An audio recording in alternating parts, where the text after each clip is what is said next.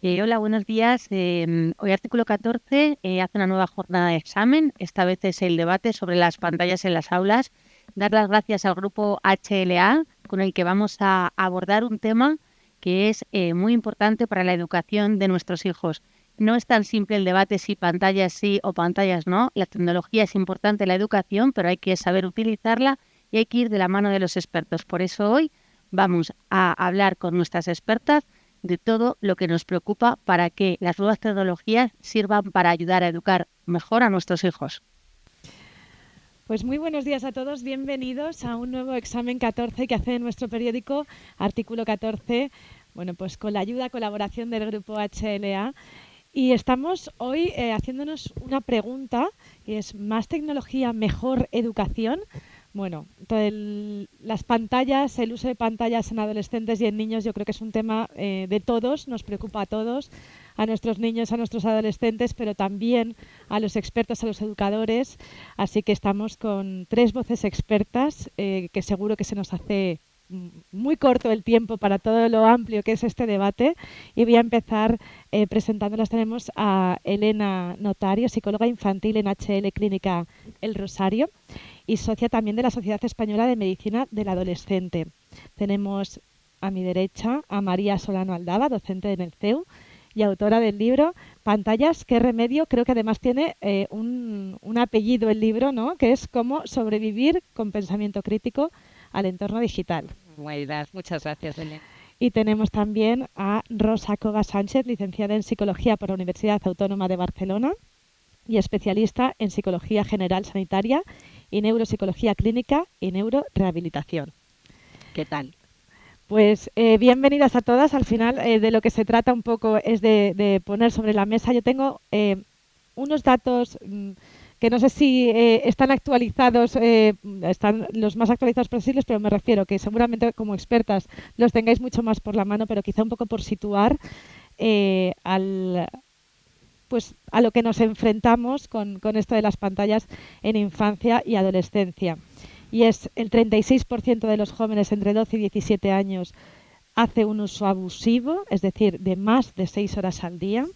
Uno de cada 5 ya se estima que puede desarrollar conductas abusivas, y la Fundación Pau Gasol también refleja que el 54% de los niños entre 8 y 16 años superan lo que la OMS dictamina como algo seguro.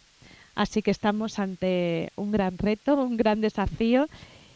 Podemos poner una primera pregunta sobre la mesa, y es: ¿qué impacto emocional y cognitivo pueden tener las pantallas? Es una gran pregunta, ¿no?, que iremos como desgranando poquito a poco en infancia y adolescencia. El turno al que queráis, como vosotras estéis cómodas. El impacto es muy grande, cada vez lo sabemos más, ¿de acuerdo? Generalmente creo que la sociedad va más rápido quizás, ¿no?, del conocimiento científico que vamos teniendo al respecto, y a día de hoy, de hecho, hay recientes modificaciones, por ejemplo, en la Sociedad Española de Pediatría, que recomienda uso cero, absolutamente cero, en pantallas entre los niños de 0 a 6 años.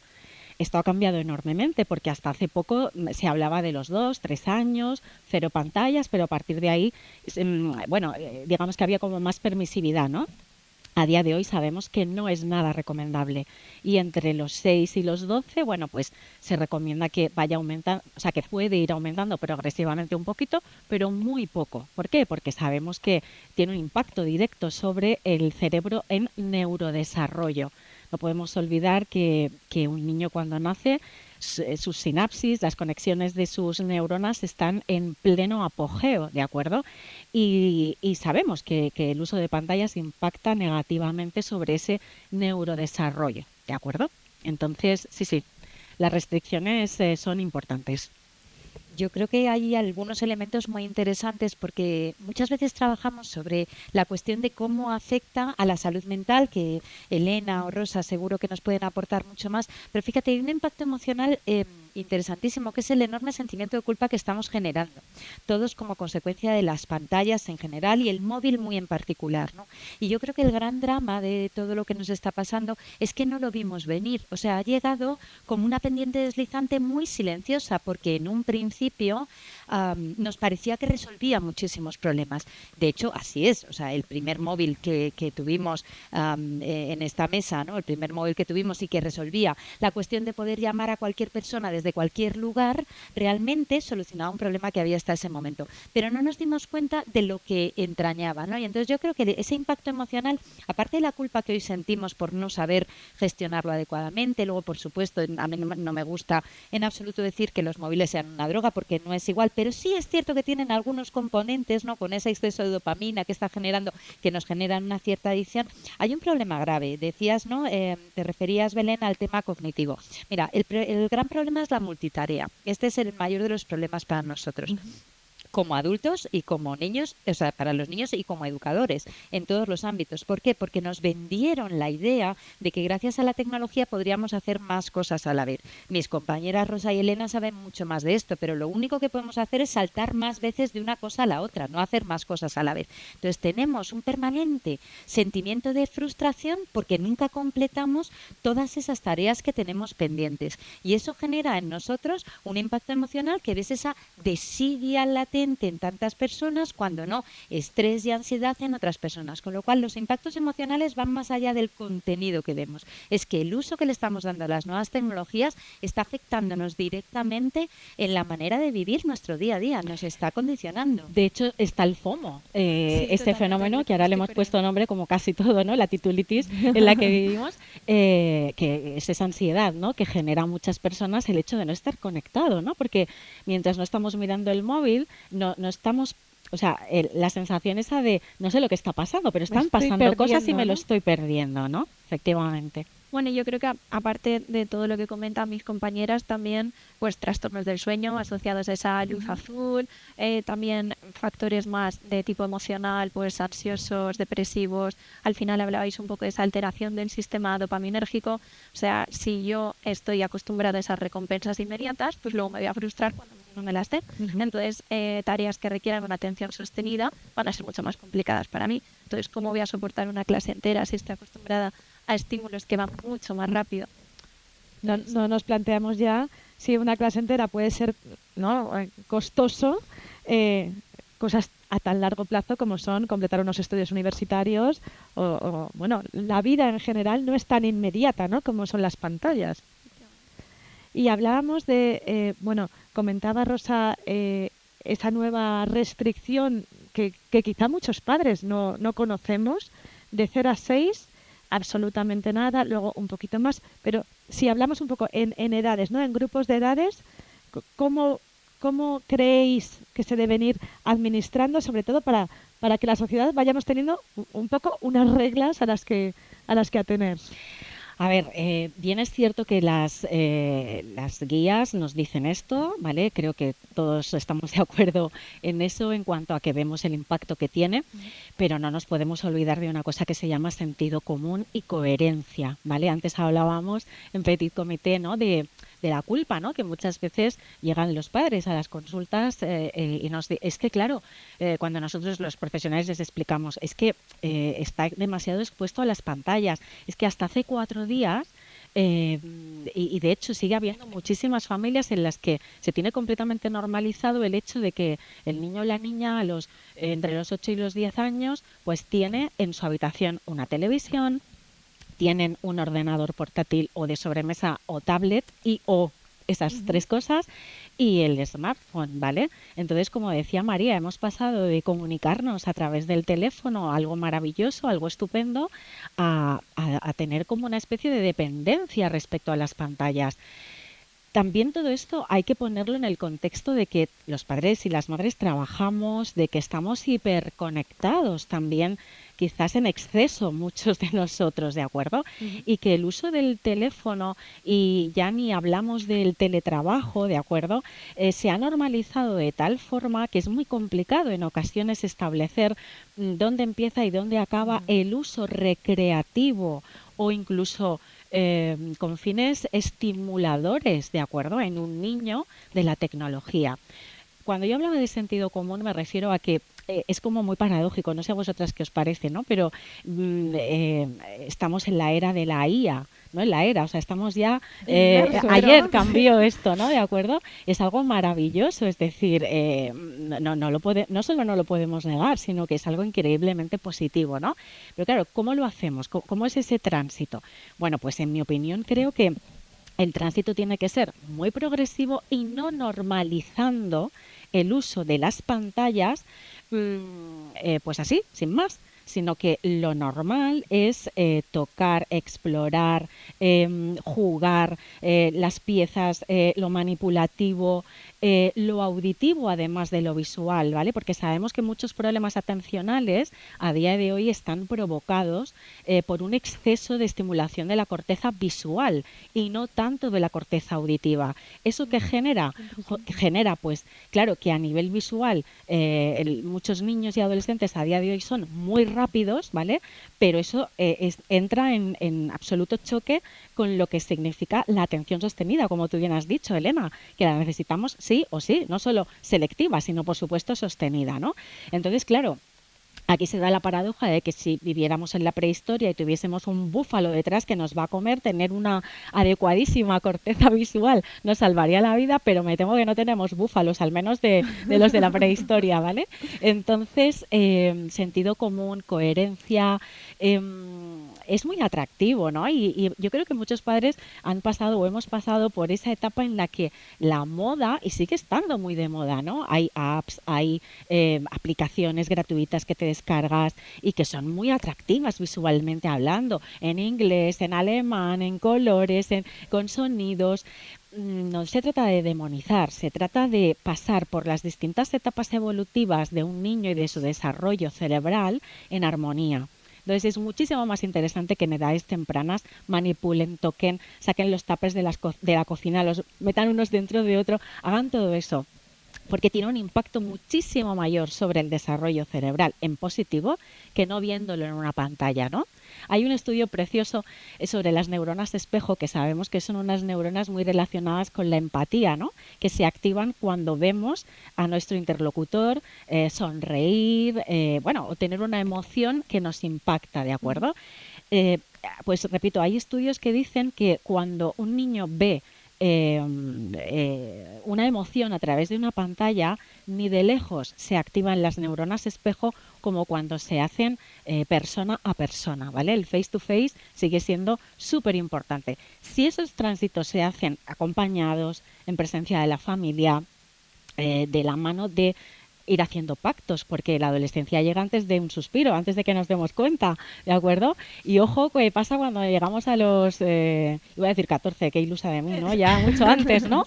¿Y qué hacemos luego con esos pactos? ¿Cómo revertimos, ¿no? Ciertas cosas que pasan a ser casi como derechos constitucionales en un niño, ¿no? O sea, claro, si desde los 8 años tiene un móvil, lo maneja, en fin, impresionantemente bien, de hecho hay niños con 3 años que es muy duro ver eso, como el dedito lo manejan o sea, es impresionante. Claro, esto no deberían de saberlo hacer los niños tan pequeños, ¿no? Es muy significativo. No deberían de saber por lo que implica eso detrás, ¿no? Claro. Fíjate que por retomar justo lo que estaba comentando Rosa, ¿no? Hay una cosa que yo creo que nos tiene que quedar muy clara, y es que hoy es un día perfecto, hoy, ¿no? Que la gente que nos está viendo gracias a Artículo 14 y HLA Grupo Hospitalario está pensando sobre este tema. Hoy es un día perfecto para dar marcha atrás. Es que hoy es un día perfecto para empezar.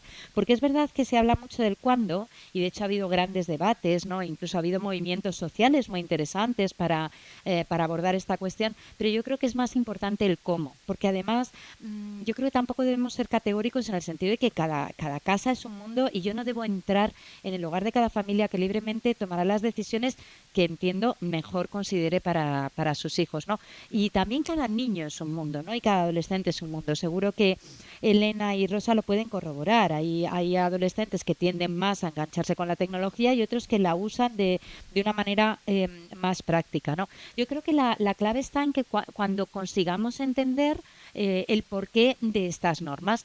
Mira, hace unos años todos los niños viajábamos, unos pocos, todos los niños viajábamos en los coches sin sillitas de retención ni cinturón de seguridad.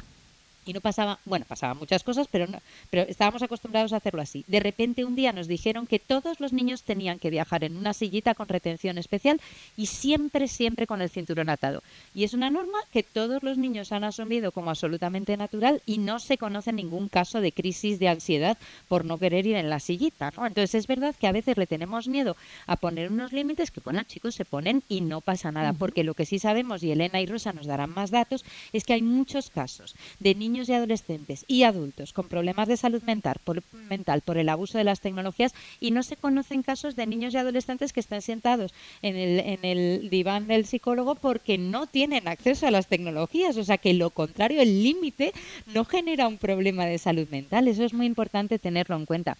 Luego yo siempre pienso que yo creo que lo que nos ha pasado es que no hemos entendido que es las nuevas tecnologías son útiles para lo que lo son, pero que tenemos que tener un uso controlado. Exactamente lo mismo que nos pasa con el bote de nocilla en la cocina. Es útil para lo que es, pero tenemos que tener un uso controlado y ninguno de nosotros aceptaríamos el consumo compulsivo del bote de nocilla, que en alguna ocasión puede llegar a ocurrir. Pues aquí pasa lo mismo, ¿no? Yo creo que se trata, por eso digo que no es tanto cuándo como el cómo, como si nosotros vamos educándonos a todos en familia, porque no se llega a la maternidad o a la paternidad sabiendo hacer esto, para controlar el uso y darle a cada oportunidad el fin que tiene. Oye, y si de repente, pongo un ejemplo que me ha pasado hace poco, veo un uso abusivo de la tecnología en una hija, ¿y qué es lo que pasa? Pues que está haciendo test de autoescuela, que son en el móvil. Entonces, ¿en ese momento es razonable? Pues absolutamente razonable. Pues qué suerte que pueda ir en el metro haciendo test de autoescuela, ¿no? En el autobús. Fantástico. Es una herramienta muy útil que simplifica mucho la vida. Entonces, tenemos que aprender a distinguir qué usos le estamos dando. Pero claro, si yo a los niños desde muy pequeños les dejo barra libre de nocilla, pues claro, difícilmente van a preferir comer otra cosa. Entonces, aquí yo creo que la clave está en saber en qué momento ellos tienen la capacidad para discernir cuál es el uso razonable. Bueno, yo estoy muy de acuerdo con lo que dice María. Al final es el cómo es, no se puede convertir en una forma de vida. O sea, no podemos utilizar la tecnología como un chupete. O sea, no es la crianza, es una herramienta, es algo que nos puede beneficiar, pero no es el todo. Entonces, hablamos de una edad sensible, pues yo creo que también, como ha dicho Rosa, los primeros años, de 0 a 6 años, estamos hablando de que a lo mejor alrededor de los 5 años ese cerebro ya está casi del tamaño que debería ser, y sabemos que el desarrollo emocional viene de las experiencias, ¿no? Sobre todo, no de la información, sino tienen que vivir cosas. Entonces, al final ese desarrollo de ese niño está fundamentado en el juego libre, en la sintonización, el aprendizaje social. Entonces, claro, si realmente yo no le dejo un juego libre en el parque para que desarrolle sus habilidades motrices, para que desarrolle sus habilidades sociales, para que aprenda y se autorregule, para que tenga en cuenta al otro, para que aprenda a defenderse. O sea, si no hacen esas luchas un poco entre ellos y lo tengo jugando o detrás de una pantalla porque me viene mejor, porque yo mientras estoy teletrabajando o estoy haciendo... Que sabemos que la sociedad ha cambiado y ahí, pues lo que decía un poco Rosa, no estamos para culpabilizar a nadie, pero sí que concienciar un poco a la población y entender el peligro y las consecuencias que eso puede tener.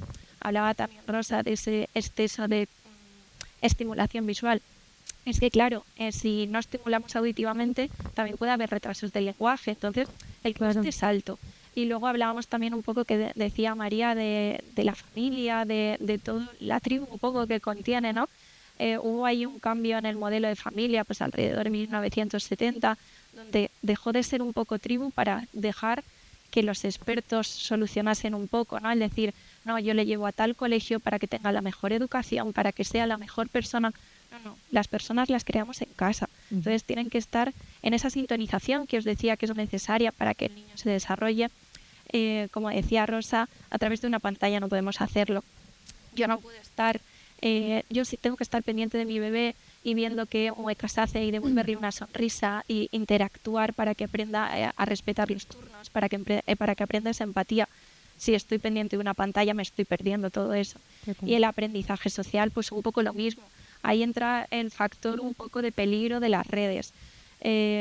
Nuestros adolescentes están empapándose de los modelos que hay alrededor, que normalmente suelen ser culturales. Antes a lo mejor mis ejemplos eran los padres, los profesores, ahora tienen 1000 ejemplos de quién copiar. y eso les genera confusión y eso les genera muchas veces las comparaciones y a lo mejor en un sesgo un poco de prestigio admirar a gente que es de dudosa, ¿no?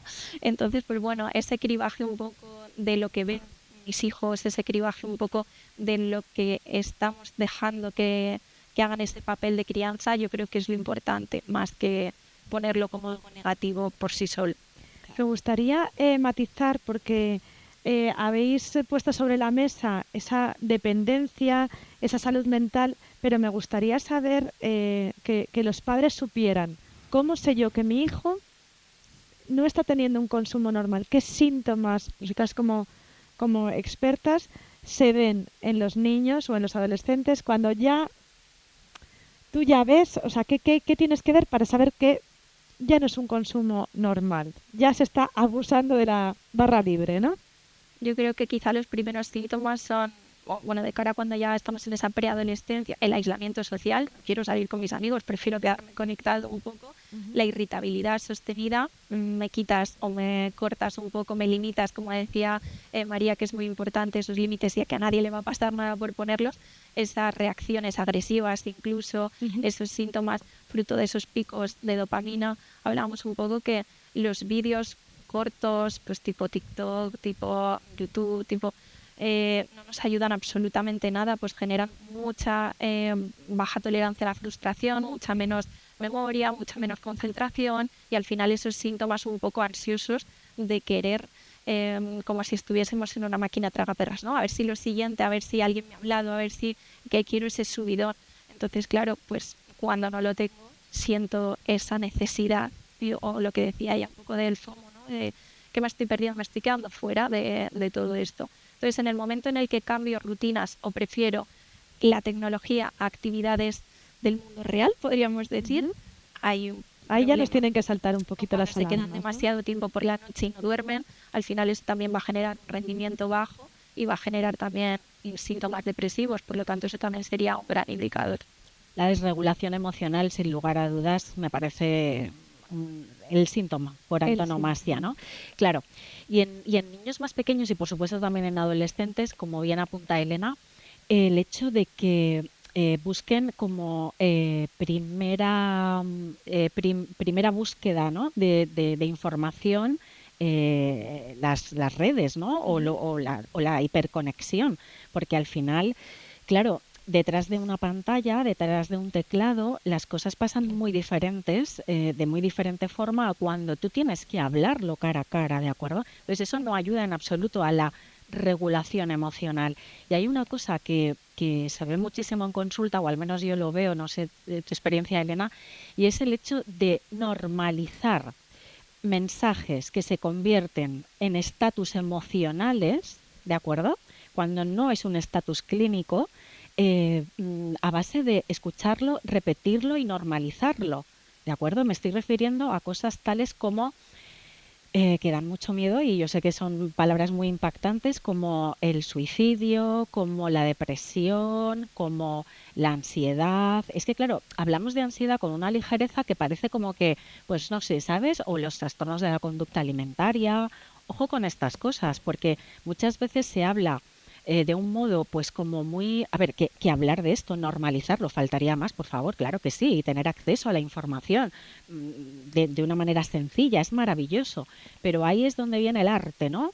De los padres y a la hora de acompañar, dónde se busca esa información, hacer un seguimiento de, bueno, pues de los buscadores, de qué se está viendo y de la regulación que existe, que ese es otro melón, ¿de acuerdo? De la regulación que no existe, mejor dicho, a la hora de poder acceder pues a golpe de clic a ciertas cosas, claro, que cuando eso llega en una edad en la que no eres lo suficientemente maduro, y es que esto es así, quiero decir, no nacemos y automáticamente nos maduramos como un plátano en 3 días, no es así, ¿vale? Entonces, obviamente... ¿qué pasa cuando accedes a un determinado contenido cuando no estás preparado todavía para albergar la dimensión que implica ese contenido? Pues muchas veces coges partes de un todo y construyes en torno a esas partes una realidad con la que se llega a sufrir muchísimo. Y a mí hay veces bueno, pues que en consulta tienes un adolescente delante que te dice, es que a mí me pasa esto, y te vienen ya con el autodiagnóstico hecho, ¿no? Bueno, bien, o sea, quiero decir, yo le veo mucho positivo al hecho de que lo pongan encima de la mesa, porque tienes ya un hilo muy importante del que tirar y con el que conectarte, ¿no? Ahí hay un centro de interés que está moviendo algo, pero claro, ojo con las categorizaciones y ojo con esos otros adolescentes que no llegan a la consulta de un profesional. Al igual no hace falta, pero al igual tampoco llegan al salón de su casa, al sofá de su casa, a hablarlo con Claro. sus padres, etcétera, etcétera, ¿no? Entonces, esto es un poco delicado. Fíjate, Belén, que yo añadiría un elemento que es clave aquí, que es que tú decías cuando nos damos cuenta de que el uso es abusivo. El gran problema de este consumo, y ahora tratándolo como ese comportamiento, ¿no? Esa adicción comportamental parecida a algunos comportamientos que se producen con consumo de sustancias, el gran problema es que no nos damos cuenta, porque ya vienen consumiéndolo, con lo cual nosotros no necesariamente notamos un cambio de actitud en los niños. Claro. De hecho, uno de los elementos que es clave en este sentido es que a nosotros toda esta explosión de la tecnología, bueno, por supuesto se produce cuando llegan los smartphones, esa fue la clave, ¿no? En el año 2007, a partir de ahí se van desarrollando y nos lo venden, ¿no? Como eso que se llama el solucionismo tecnológico, nos lo va vendiendo como una idea muy buena, pero la gran explosión se produce en el año 2020 cuando, por cierto, rompamos una lanza a favor de la tecnología. Gracias a Dios, los colegios y las universidades consiguen seguir impartiendo docencia más o menos de la mejor manera posible en el confinamiento, y a partir de ahí ya sí que despega el consumo de tecnología. ¿Por qué? Pues porque, claro, de nuevo, tampoco debemos culpabilizar necesariamente a los colegios. Los colegios hicieron lo mejor que pudieron, colegios, universidades. Lo que pasa es que sí que es cierto que el niño que ya estaba enganchado se aprovechó de la idea de que tengo que hacer los deberes en mi tablet para después quedarse enganchado en la tablet. Entonces, ojo, porque el gran problema aquí es que a veces no nos damos cuenta de que nuestro hijo ya tiene un problema o que nuestro alumno ya tiene un problema, ¿no? Entonces, ¿qué es lo que nos ocurre? Pues que lo han comentado muy bien Rosa y Elena. ¿Cuál es el gran drama? Que es comodísimo consumir contenido digital. ¿Qué nos pasa a los adultos? Que nos pasa a los adultos que hacemos un descanso, que vamos a buscar una cosa, que nos han mandado un enlace de YouTube por un grupo de WhatsApp y tú estabas trabajando y de repente no sabes qué ha sido de tu vida en las últimas, ¿no? En la última media hora, que te la han robado literalmente, ¿no? Entonces, una cosa que sí que tenemos que tener claro es que, si bien decíamos al principio, y yo creo que las tres coincidimos en esto, que no debemos culpabilizarnos porque no hemos sido conscientes y ahora estamos tomando esta conciencia, y por eso hay tantas personas aquí viéndonos, Belén, y por eso habéis organizado en Artículo 14 este tema, o sea, prueba de ello es esto. Sí que es cierto que hay que hacer un esfuerzo para que no estén en pantallas, porque la mejor opción es la pantalla para ellos. Entonces, si yo les estoy pidiendo que sustituyan la pantalla por alguna otra cosa, no me vale con decir, mira, pues vas a dejar la pantalla y te vas a empezar a leer Los Miserables de Víctor Hugo, porque evidentemente esto no va a pasar. Entonces, por mucho que me apeteciera, no va a pasar. Entonces, ¿qué requiere? Pues un esfuerzo enorme de los padres. Decía Elena, ¿no? ¿Cuántas veces nos ha pasado a los padres que dices, bueno, es que claro, el niño está con la tecnología y está físicamente seguro? Mentalmente no está seguro, pero físicamente está seguro. No está en la calle, no se va a caer, no lo van a secuestrar, no va a toparse con alguien con quien no queremos que se tope. Claro, entonces nosotros, ¿qué implica eso? Pues que si quiero que esté en la calle, a lo mejor necesito estar yo en la calle. Si es adolescente y quiero que esté con gente de su edad interrelacionándose para no caer en esa romantización del dolor, ¿no? Y de la enfermedad tan horrible que hay en las redes sociales, pues a lo mejor tengo que abrir la puerta de mi casa a 13 adolescentes que me dejan el salón devastado y la nevera vacía, y entonces eso es un esfuerzo por nuestra parte que yo creo que los adultos tenemos que asumir. Si quiero que en mi aula la gente no utilice dispositivos digitales, tengo que hacer unas clases que merezcan de verdad la pena y que esos muchachos estén realmente atentos y que con el papel y el boli les valga para disfrutar de esa hora de clase. Esto es ahora un poco como el segundo gran tema, ¿no? Ya hemos identificado el problema que tenemos. ¿Cómo podemos saber si nuestros niños o nuestros adolescentes están cayendo en una dependencia o iniciándose? Pero ahora también tenemos ese otro gran debate que es, ¿y en las aulas? Porque en casa ya sabemos lo difícil que es pararlo. Pero la educación, como decía, ¿no? Nuestra pregunta de hoy, ¿más tecnología es mejor educación? Qué gran pregunta, pero Elena dice no. Yo lo tengo claro, no. O sea, yo creo que la tecnología, como hablábamos, como herramienta, está fantástica para buscar una información, para hacer un proyecto interactivo, para hacer inmersiones, genial. Pero es que al final lo que está haciendo es aislar a esos estudiantes. O sea, si yo, por ejemplo, en el patio antes podía enfrentarme a la situación de poner en juego mis habilidades sociales y hablar con una persona, ahora cómodamente saco mi móvil, me voy al baño y me quedo solo. O sea, ya estamos hablando de que el acceso de que se puedan llevar los smartphones al colegio no debería ser así, ni smartphone, ni tablets, ni nada. Otra cosa es una tecnología controlada dentro del ámbito escolar y del aula, efectivamente. Eso puede ser beneficioso, pero en momentos puntuales y en grupos de edades, pues eso, respetando como el máximo de horas que pueden de exposición tecnológica, por así decirlo. Estoy de acuerdo con Elena. Más tecnología no me parece que sea mejor educación. Mejor educación, hablando del aula, me parece que es dotar al sistema de medios para que los profesores, que son maravillosos, puedan hacer bien su trabajo, porque lo saben hacer fenomenal, pero necesitan pues los medios adecuados y poner el eje en el profesor. El profesor no como solucionador de la educación de un niño, que para eso estamos las familias, en mi opinión, ¿vale? Pero el profesor nos marca la vida en positivo, sin lugar a dudas, ¿de acuerdo? Y poder tener acceso puntualmente, por supuesto, a las tecnologías es algo maravilloso que enriquece y yo creo que estamos todos totalmente de acuerdo. Pero no creo que más tecnología sea mejor educación. De hecho, sabemos que recientemente este curso se acaba de inaugurar en la Comunidad de Madrid, una legislación nueva que regula el acceso a la tecnología en los colegios de infantil y primaria, y en secundaria está la cosa más en el aire. María seguro que está muchísimo más puesta en todo esto, y en la universidad ya ni te cuento, pero en infantil y en primaria no se deben llevar dispositivos. Bueno, en infantil, en fin, ya nos faltaría, ¿no?, ver en la mochila de un niño de 3 años un dispositivo, pero me refiero que en el aula no se utiliza. O sea, hasta los 6 creo que de manera súper controlada, pizarra digital o algún estímulo como muy controlado, máximo 1 hora a la semana, ¿vale? Entre primero y segundo de primaria, tercero y cuarto de primaria, 1 hora y media semanal, y quinto y sexto de primaria, 2 horas a la semana colectiva y de exposición, pues eso, pues de búsqueda de información, de estímulos que, por supuesto, bien utilizados, son algo maravilloso. Yo creo que esto es algo también de lo que las familias quizás puedan aprovechar un poquito, esta información, este rebufo, este cambio, pues también para mantenerlo en casa, ¿no? Y para ser coherentes, porque claro, ¿qué pasa? Ese niño que en el cole en este sentido va a estar protegido, pero ahora vamos a llegar a casa y nos pegamos el atracón de nocilla, ¿verdad, María? Pues no.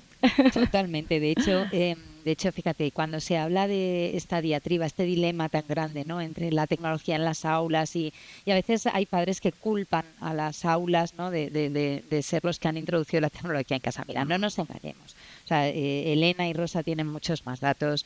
Cuando un niño o un adolescente tiene un problema de adicción a las tecnologías, casi nunca está causado por trabajar en el colegio. A nosotros nos pasa lo mismo. Voy a poner un ejemplo muy, muy sencillo. Nosotros nos enganchamos a los vídeos tontos, por cierto, porque nunca tienen, o sea, siempre son banalidades, son gatitos, perritos, recetas de cocina. O sea, no es que nos enganchemos a grandes cosas, ¿no?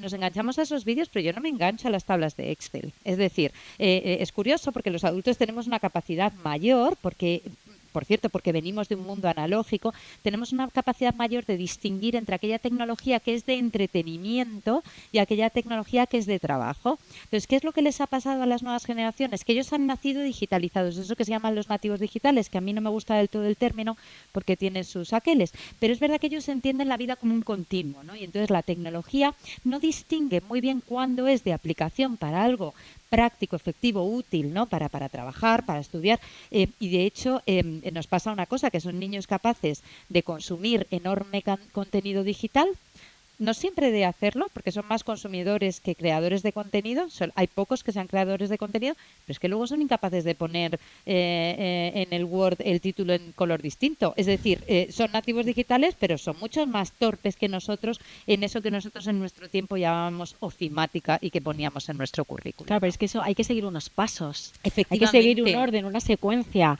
El scroll infinito no necesita de secuencia, necesita de un dedo dispuesto a moverse hacia Claro, arriba. yo nada creo que más. la diferencia es que en esa tecnología que hablábamos, el papel activo o pasivo. Lo que Bueno, estaba diciendo María es claro. pasivo. Lo que buscamos lo que nos interesa de la tecnología es el papel activo. Yo interacciono, yo hago, La yo me creatividad, enriquezco. maravilloso. Exacto. Claro. Aprovecho los recursos Exacto. disponibles, consigo comunicarme de mejor manera, estoy mejor preparado para el ámbito laboral. Y yo, de hecho, creo que si nuestro centro educativo, el que hemos elegido para nuestros hijos, tiene un proyecto adecuado donde el uso de la tecnología está controlado, vemos que realmente está sistematizado, que tiene una razón de ser, que el proyecto, ¿no?, incluye esa formación tecnológica necesaria para la vida, debemos confiar. Ahora bien, hay una cosa que a mí, esto es tremendamente controvertido, pero cuando las normas de las comunidades autónomas, en el caso de España, o cualquier normativa que viene de arriba, limita el uso de las tecnologías en los colegios, que me parece muy adecuado porque ha habido un desmán y hay que controlarlo. Bien, es cierto que hay que dejar libertad a los centros para tomar sus decisiones. Me queda una duda. Si no será perjudicial para que algunas familias hagan dejación de funciones en el hogar y digan, ya está limitada la tecnología en el colegio, yo ya no me tengo que ocupar más, porque como decía Rosa, el problema del atracón se produce después, cuando esos padres, por las dificultades de conciliación, no están presentes o lo tienen más complicado para estar al tanto y esos niños se quedan enganchados. Hay muchos más problemas que resolver, desde lo que se llama el niño llave, el niño que a partir de los 12 años está llegando a su casa cuando no hay absolutamente nadie en casa, hasta dentro de muchas horas. Tenemos el problema de las casas vacías, tenemos el problema del entorno multipantalla, donde en realidad el padre está encantado de que la tele del salón esté disponible para él y el niño esté entretenido con otra tele, ¿no?, en forma de tablet o de móvil. Es decir, que es un problema mucho más complejo que el meramente educativo. Sí, pero quizá María, si esto que decías que es muy interesante, ¿no? El padre dice, oye, que lo limiten en el colegio, yo así tengo esa capacidad de darle lo que yo quiera, ¿no? O ese atracón ya se produce en casa porque ya en el colegio no se está produciendo. Pero esa familia, igualmente, si en el colegio hay pantallas, sería igualmente así, con lo cual solo añadiríamos, ¿no? El colegio solo va a añadir lo que luego ya pasa en casa, ¿no? Por supuesto, y de hecho yo creo que un gran aprendizaje que hemos tenido en los últimos 5 años, digo, aunque por marcar el punto de la pandemia, que fue significativo para la irrupción de la tecnología en la educación, es que cuando se produjo la pandemia, si recordáis, el primer año fue confinamiento total, pero el año siguiente fue un año muy complicado en educación porque teníamos esos confinamientos parciales constantes, ¿no? Casi fue más complicado. Y entonces en esos confinamientos parciales hubo un momento en el que yo creo que todo el sistema educativo en su conjunto, desde los 0 a los 99 años, empezaron a dudar de si nos íbamos a digitalizar. Y no se ha producido porque hay una demanda real de contacto social y de presencia física con la persona de la que estás aprendiendo y con el resto de los compañeros con los que estás aprendiendo. Entonces, yo creo que ahí sí que hay un elemento clave y es que el discernimiento nos ha hecho comprender que realmente las relaciones humanas forman parte del aprendizaje. Entonces, yo creo que ahí tampoco corremos un riesgo excesivo y igualmente muchos centros educativos que se pasaron de frenada en un momento dado, dadas las circunstancias y bueno, con intereses económicos de por medio, lo que sea, el hecho es que se pasaron de frenada y yo creo que estamos dando marcha atrás. O sea, no me atrevería a decir que hay muchos centros educativos que están abusando de las tecnologías y que están causando un problema gravísimo a los estudiantes. Yo creo que ha podido pasar puntualmente después de la pandemia, pero yo creo que ahora encuentro que la comunidad educativa es la primera que está interesada en que los alumnos hagan algo imprescindible, que es aprender. Y la mejor manera de aprender es con el fomento de la lectura, del pensamiento crítico, de la escritura. Vosotras sois expertas en esto y me lo sabréis decir mejor. ¿Que tienes tecnología? Por supuesto, pero aplicada con mucho más criterio. Entonces yo creo que estamos en un momento de desaceleración del problema que habíamos generado. estoy de acuerdo con María. Yo no creo que antes eso supusiese un problema para sobrediagnosticar o para generar patologías. Yo creo que esta medida es adecuada y lo que ha hecho es que en las patologías que ya hubiese antes no se agravasen, pues debido a que con la excusa de no, es que tengo que hacer los deberes en la tablet, déjame la tablet, tengo que, pues ahí es más fácil para el padre poder poner ese límite, pero no porque lo hubiese generado en su origen, el en generador, el colegio, claro. Está claro que es un tema social, no educativo, ¿no? Efectivamente. Y aprovechamos para dar un consejo súper básico a Por favor, aquellas claro. familias que tengan a sus hijos metidos en centros escolares que todavía usan tecnología. Que es muy fácil, sí es que es muy fácil. Que mi hijo me dice que tiene que hacer unos deberes con la pantalla. Pues yo le digo, ¿en qué consisten los deberes? ¿Cuánto tiempo calculas que necesitas la pantalla? 20 minutos, pues 20 minutos vas a tener la pantalla. Los 20 minutos y un segundo se te acaba la pantalla. Y otro consejo muy básico, cuando les toca trabajar con pantallas, puerta abierta para que no caigan en la tentación, porque no lo hacen a mal, es que caen en la tentación y entonces les podemos ayudar a evitar la tentación. Quita el bote de nocilla. Es que el sistema de recompensa, efectivamente, la dopamina, la famosa dopamina, es que no es un interruptor. Tenemos que entender que nuestro cerebro no funciona como un interruptor que, bueno, pues eso, on-off y ya. No, es decir, cuando tú estás, pues eso, con el móvil, sobre todo con redes sociales y con aplicaciones que son muy interactivas desde el punto de vista de que a ver, esto no lo digo en un sentido maquiavélico, pero es que están hechas para enganchar, quiero decir. Es que es la manera que tienen de ganar justo, dinero. Las mentes pensantes que desarrollan este producto lo hacen para eso. Que vuelvo a repetir, incluso eso, supongo que muy medido y a ciertas edades, bueno, pues es un entretenimiento, pero muy medido y a ciertas edades, ¿vale? Cuando el cerebro esté preparado, el cerebro y las emociones, es decir, haya un acompañamiento global en cuanto a la madurez, porque claro, lo de tener aquí el bote de chuches, si me tomo una y ya está, pues lo podemos hacer, lo debemos hacer, pero hay que estar preparado para poderlo hacer, no nacemos con esa voluntad súper entrenada, ¿de acuerdo? Entonces tenemos demasiadas cosas que de alguna manera tientan esa voluntad y por eso hay que educarlo y hay que entrenarlo, ¿no? Entonces, ¿qué pasa con esa barra libre, como decíamos, ¿no? De, vale, estoy con el móvil, ahora hago deberes, ahora no, ahora sí, ahora no. Vamos a ver, cada vez la tendencia creo que es mayor a la de no tener que hacer deberes o trabajo escolar con pantallas, de hecho es otra cosa que se ha regulado recientemente, hasta secundaria, y en secundaria, pues como dice María, y en la universidad, pues cada centro pues organiza en función, pero volvemos otra vez, educación a la carta. Bueno, es que es realmente complicado porque cada niño es un mundo, dentro de cada familia, cada hijo es un mundo, está en un momento vital el contexto, o sea, son muchísimas cosas las que van variando y a las que nos vamos a tener que ir adaptando, ¿no? Pero a mí sí que me parece que debemos de tener muy presente que no se debe normalizar tener el móvil, sobre todo cuanto más pequeña es la pantalla, sabemos que mayor efecto adictivo, por así decirlo, tiene sobre el cerebro. ¿Sí? Tampoco se trata, al decir esto, ¿no? Que bueno, pues me compro una pantalla XXL y ya el problema resuelto. No, fíjate, pero sí, claro. Más pequeñas la pantalla. Claro. La tele genera menos adicción Eso que es. el ordenador. Esto El ordenador genera menos sí, adicción justo.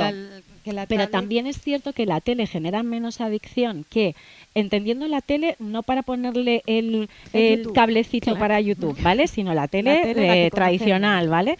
¿Por qué? Pues porque en la tele una persona, iba a decir un niño, cualquier persona, incluidos los niños, por supuesto, saben que las cosas empiezan y acaban, ¿vale? Incluso una serie con capítulos, concadenados, empiezan y acaban y están configurados, están creados para que, aunque tengan un hilo conductor, se puedan ver de manera aislada. Sin embargo, pensemos que si no todo, la mayoría de las cosas que vemos en una tablet, bueno, podemos acceder, por supuesto, a televisión normal, digámoslo así, pero la mayoría de YouTube o cualquier otro sistema de vídeos y de redes sociales, el diseño es totalmente distinto y no están diseñados para que empiece y acabe, sino para que continúe. Y ese es el problema, la continuidad. Por eso empezaba diciendo que no somos un interruptor andante. Entonces, una vez que tú arrancas el scroll infinito, es que no paras y ya está. claro, los adultos se supone que sí, porque tenemos, se supone, ¿verdad, María? Se supone, sí. Porque tenemos otras cosas y nos autorregulamos de otra manera y porque estamos en un punto de equilibrio Bueno, y porque totalmente nos ha llegado distinto. en la edad madura la tecnología. Claro, nos ha llegado No la edad hemos, no hemos madura. nacido con ella como los niños. Y porque tenemos más cosas que hacer, Sí. no nos engañemos, y porque tenemos más cosas que hacer. Porque hay que hacer la cena a los niños, porque Claro. tenemos que preparar el informe para mañana para el Totalmente. trabajo y porque tenemos que ser capaces de sacar tiempo para ir al gimnasio, para sentarnos y compartir tiempo con nuestra familia y todas esas infinitas cosas que tenemos que hacer, ¿no? Pero un niño no tiene esa percepción y un adolescente, por supuesto que tiene una percepción maravillosa del infinito. Siempre luego. O sea, lo del luego, eso sabemos todos pero que es normal que ellos lo perciban así. Entonces, claro, es que es problema, no lo digo en un sentido pesimista de la expresión, pero es una cuestión que tenemos que aprender a manejar. Igual que esa normalización de los datos personales, de buscar, como decíamos antes, esa respuesta a algo muy personal, esa identificación y esa romantización, como decíamos, ¿no? De la tristeza, del abandono, de la pérdida, del duelo. Eso también tiene una traducción que vemos clínica en consulta, no, más que traducción clínica, que vemos en consulta, ¿no? A la hora de tener una tolerancia a la frustración escasísima en ocasiones. Vaya por delante que la inmensa mayoría de nuestros adolescentes son maravillosos y la gente joven es increíble, ¿de acuerdo? Pero, bueno, pues tenemos esta cuestión que tenemos que convivir con ella, ¿no? Claro, Y hola, esta ven. baja tolerancia a la frustración tiene su link en el uso continuado de pantallas. Es uno de los links importantes, claro, porque cuando tú estás expuesto constantemente a ver testimonios totalmente descontextualizados de cómo otras personas con una influencia, como decía al principio Elena, muy, muy importante sobre los grupos sociales actuales, ¿no? Y te cuentan desde la rotundidad, ¿no? Cómo se relacionan con ciertas emociones, el interlocutor, muchas veces hace suyas, o sea, quiero decir, se mimetiza de tal forma, no es que no tenga criterio, por supuesto que lo tienen y somos todos inteligentes, ¿no? Pero a veces es muy complicado, ¿no? Coger esa distancia necesaria para tener un juicio crítico, que dicho sea de paso, no se desarrolla cerebralmente hablando hasta los 18 años más o menos, ¿de acuerdo? Los lóbulos frontales, frente, ¿vale? No se desarrollan hasta esa edad. Entonces, ¿eso qué quiere decir? Quiere decir que hay pues esa ventana crítica de crecimiento, de desarrollo, no solo en los niños chiquititos, sino a lo largo de muchísimos años, en las que no estamos preparados todavía para tener ese juicio crítico, como cuando somos adultos y hemos ido quemando etapas adecuadamente, porque esa es otra, no llegamos a ser adultos por amor al arte con un juicio crítico porque sí, solo porque en el DNI diga que tenemos X años, sino porque hemos transitado esos años de una determinada forma o de otra, ¿vale? Entonces, eso pues es otra cuestión, me parece que muy importante tener en cuenta. Por eso, móviles fuera, puertas abiertas y a ser posible... yo en ese sentido no sé cómo vosotras lo veis, pero a mí me parece que un consejo muy práctico para los padres puede ser el de volvemos del cole, merendamos, tenemos ese ratito en lo posible de charla en la merienda. Claro, ya sé que estoy dejándome atrás los padres que no llegan a casa hasta después, el niño llave, es tremendamente complicado, ¿vale? Pero en la medida de lo posible, ¿vale? Ese ratito de merienda ya está, no necesitamos tecnología. Nos vamos a hacer los deberes, que no hay deberes, jugamos, que no tenemos ganas de jugar, pues nos aburrimos. Porque es que yo soy una fiel defensora del aburrimiento y esto seguro que al igual vienen y me encarcelan por decir esto, ¿no? En el año 2025. Pero, ¿qué pasa con el aburrimiento?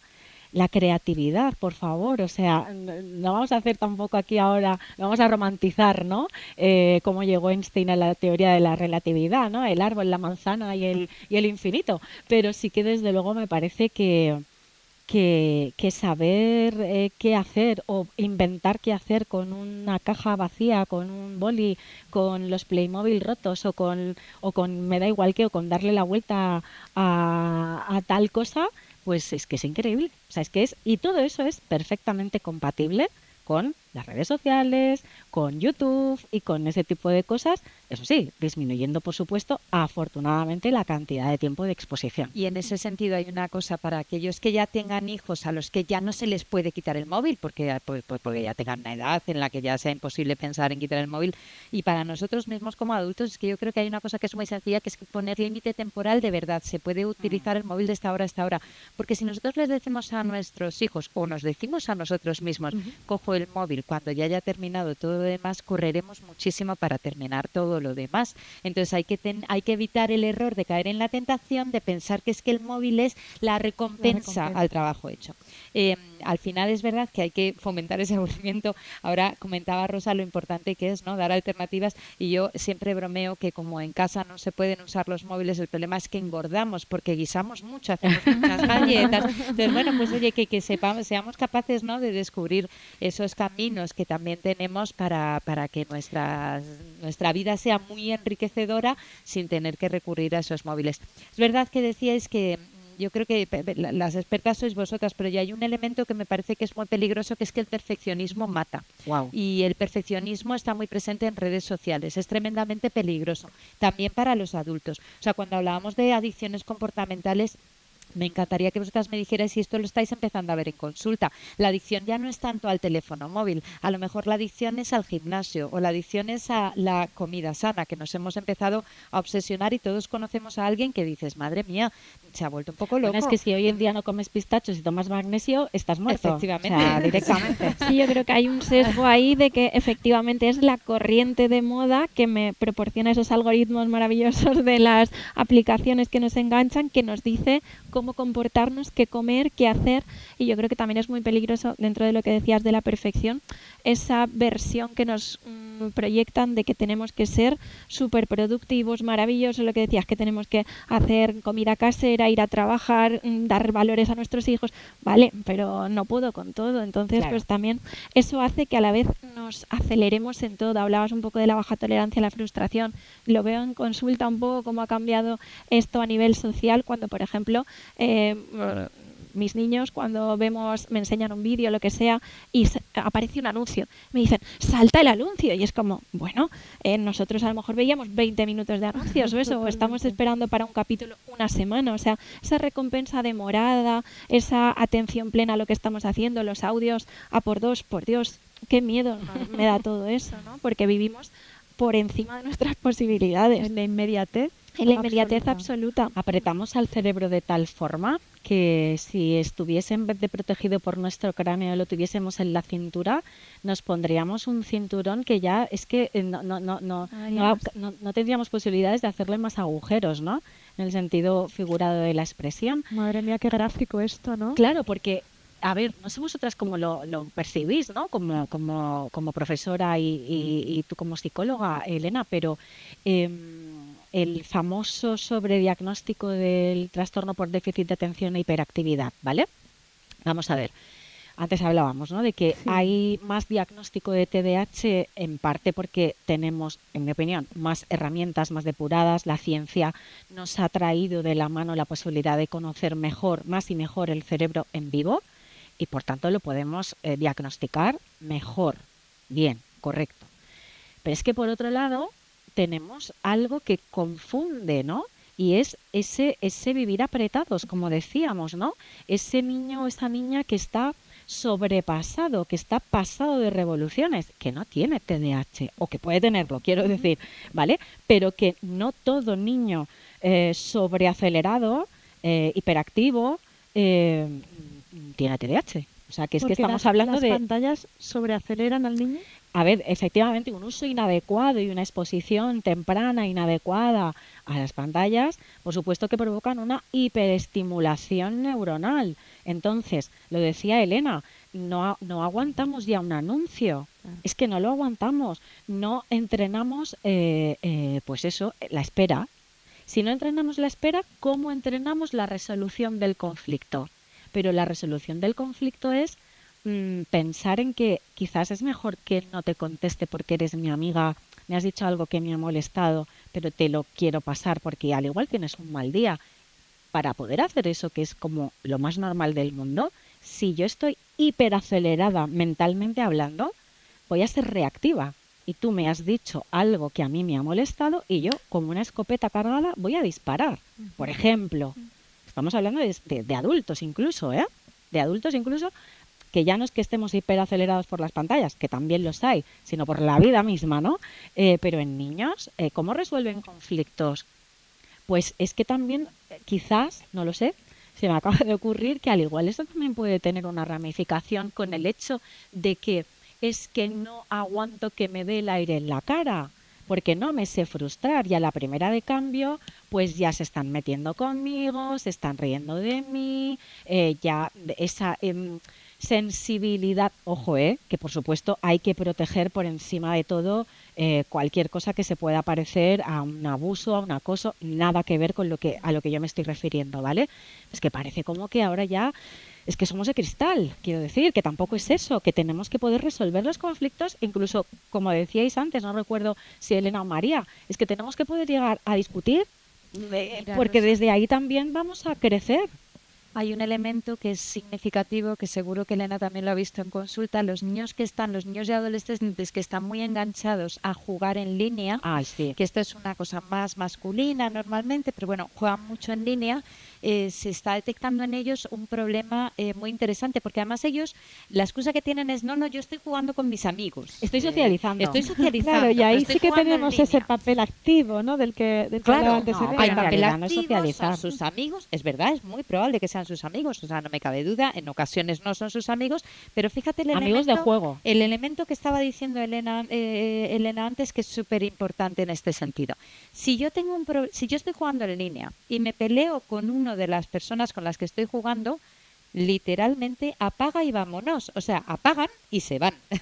Entonces no han desarrollado las destrezas y habilidades necesarias para la resolución de un conflicto, que es fundamental para que el día que lleguen al mundo adulto, cuando tengan ese mismo conflicto con un compañero de trabajo o con su pareja o con su jefe, sepan resolverlo, porque están acostumbrados a apagar e irse literalmente. La evitación del conflicto. Entonces yo creo que esto es bastante grave porque realmente está generando esa generación ansiosa de la que hablamos, ¿no? Esa generación Amazon que está acostumbrada a resolver los problemas de inmediato por la vía rápida, y entonces se van dejando puertas abiertas porque, como bien decía Rosa, el infinito para ellos es eterno, y entonces ese problema lo posponen. De hecho, ellos utilizan mucho esta frase de eso ya se ocupará mi yo del mañana, ¿no? Entonces esa manera de actuar yo creo que es bastante contraproducente. Bueno, pues yo creo que hemos puesto muchas cosas sobre la mesa. Hemos dado también respuestas, consejos, que yo creo que es muy importante, porque, bueno, pues al final los expertos nos ayudáis un poco a los padres, ¿no? A saber y a poner esos límites de los que hablabais. No sé si queréis hacer un apunte final como a modo de conclusión. Bueno, ¿qué nos depara el futuro? Y que, sobre todo, yo creo que es qué tenemos que hacer para tener una sociedad un poquito más controlada, mejor, y a nuestros niños más sanos, ¿no? Yo creo que tenemos ante nosotros un reto muy importante, en el que, bueno, seguramente lo mejor que sabemos hacer las personas, que es ser personas, con sentido común, con información y con formación al respecto, pues vamos a poder transitar por este momento que nos está tocando vivir, que es increíblemente atractivo, maravilloso, con un montón de ventanas y de oportunidades, y que, bueno, suponen retos, supongo que como en otras generaciones han tenido otros, ¿no? Ahora va muy rápido todo, y quizás poner ese equilibrio en cuanto a intentar poner un poquito de pausa, ¿no? Y acompañar, me parece que puede ser un poco la clave para nuestro bienestar y para poder ejercer el papel de la maternidad y la paternidad, pues con la responsabilidad, con el equilibrio y con el propósito que a buen seguro todos los padres y madres pretenden realizar. Yo apuntaría dos cosas, muy de acuerdo con lo que ha dicho Rosa, pero una sería vivir en el mundo real, aumentar las experiencias con personas, contacto, eso, mirarnos a los ojos, trabajar esa empatía, esas habilidades sociales y fomentar el pensamiento crítico. No todo lo que veo es cierto. Y yo para sumar, porque yo creo que suma perfecto, yo siempre digo que hay esperanza, o sea, hay muchísima esperanza, si no, no nos dedicaríamos a esto. Y fíjate, la esperanza, en el libro dedico un capítulo entero a un tema que me parece fundamental. La esperanza está en la mesa de nuestra casa, en esa comida, en esa cena compartida, en ese desayuno, cada cual que se lo organice como pueda. Me da igual las dificultades de conciliación, seguro que tenemos ese rato para esa maravillosa convivencia donde se construye el pensamiento crítico, no a base de sermones, sino a base de reírse mucho de la vida, a base de contarnos lo que nos ha pasado hoy, lo que hemos visto en pantallas y fuera de las pantallas. Yo creo que ese momento, que es tan español, tan nuestro, de esa cultura de hogar, ese hogar feliz, yo creo que ese es el mejor antídoto contra este problema. Y eso lo tenemos al alcance de nuestra mano, así que hay y el parchís, de sobra. mucho parchís. Oye, pues muchísimas gracias, de verdad, Rosa, Elena y María. Ha sido muy enriquecedor, muy interesante. Seguro que podemos hacer muchas más ediciones, ¿no? Pero nos quedamos con ese pensamiento crítico, esa esperanza, ese parchís para seguir sumando. Así que espero que hayáis estado a gusto. Hemos aprendido muchísimo. Muchas gracias. A vosotros, Gracias a vosotros. gracias a vosotros.